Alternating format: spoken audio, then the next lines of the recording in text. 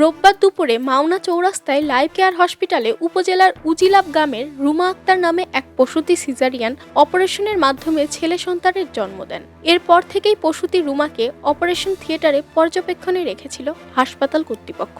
দীর্ঘ সময় পরও পর্যবেক্ষণে থাকা রুমার সাথে দেখা করতে দেয়া হচ্ছিল না স্বজনদের। এই নিয়ে স্বজনদের মাঝে সন্দেহের তৈরি হয়। এক পর্যায়ে নারী স্বজনরা জোর করেই অপারেশন থিয়েটারের ভেতরে গিয়ে রুমাকে মৃত অবস্থায় দেখতে পেয়ে হাসপাতাল কর্তৃপক্ষকে জানান।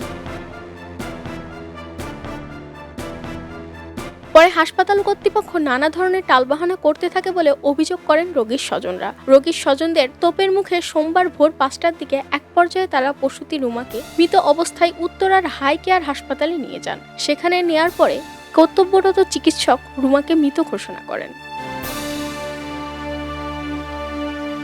এদিকে রুমার মৃত্যুর খবর ছড়িয়ে পড়লে সোমবার সকালে স্বজনরা বিক্ষুব্ধ হয়ে মাওনা চৌরাস্তা লাইফ কেয়ার হাসপাতালে হামলা ও ভাঙচুর চালায়। খবর পেয়ে শ্রীপুরের এসিল্যান্ড সাইদুল ইসলাম অভিযোগের প্রেক্ষিতে হাসপাতালটি সিলগালা করে দেন।